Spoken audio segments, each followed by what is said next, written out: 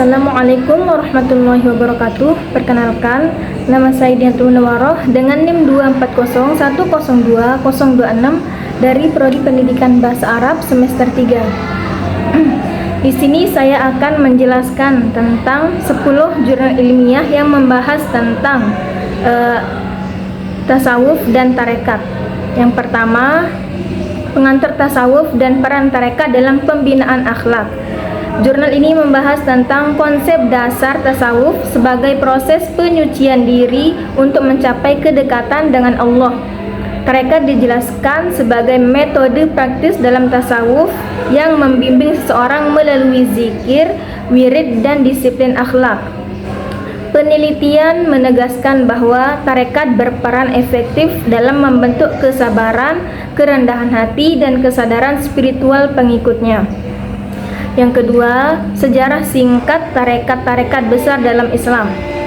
Artikel ini merangkum sejarah 4 tarekat utama: Qadariyah,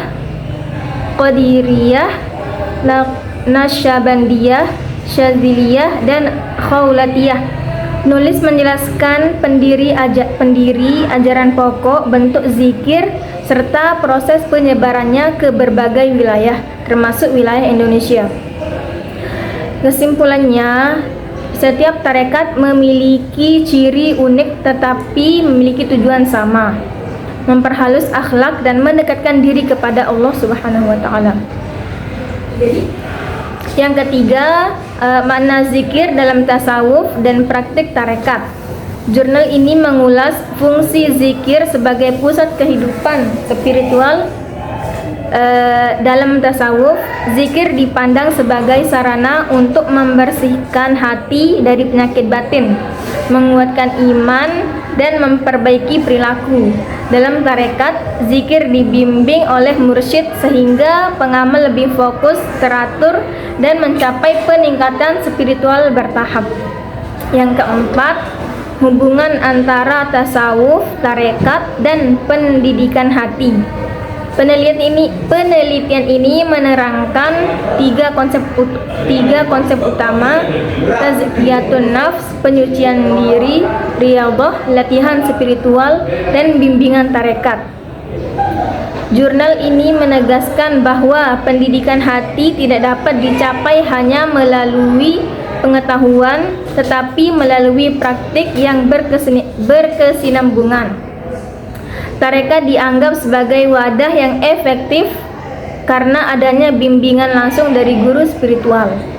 Yang kelima, tarekat sebagai jalan menuju kedamaian batin.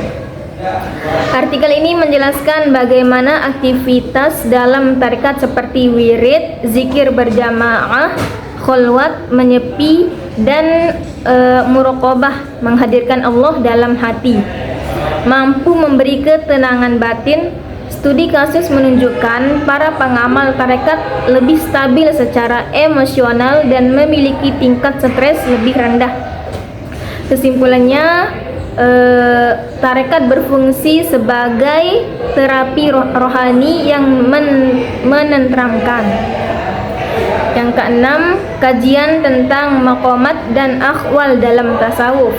Jurnal ini menguraikan 2 konsep inti tasawuf: maqamat, tingkatan yang dicapai melalui usaha seperti taubat, sabar, syukur, dan tawakal; ahwal, keadaan rohani yang diberikan Allah seperti khusyuk, mahabbah, ridho, dan ridho.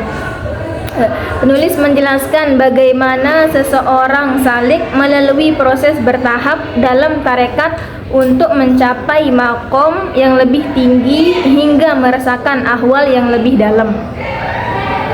Yang ketujuh, peran mursyid dalam membimbing pengikut tarekat.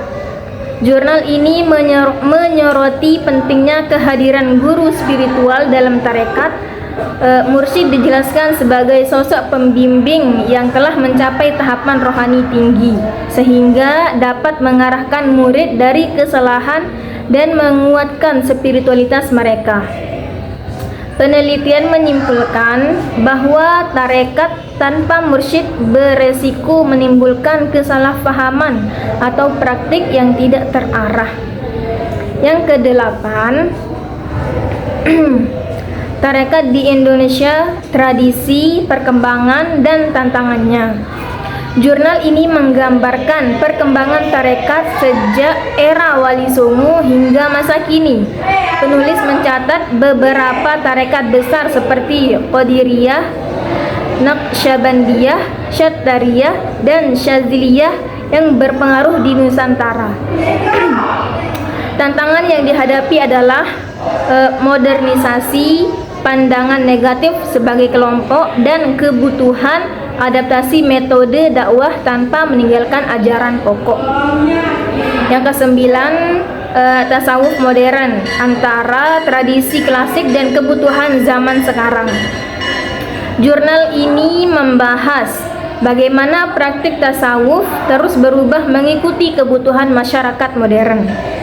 Jika dulu tasawuf identik dengan khalwat dan hidup sederhana, kini tasawuf diterjemahkan dalam bentuk kajian, terapi mental, hingga konten digital.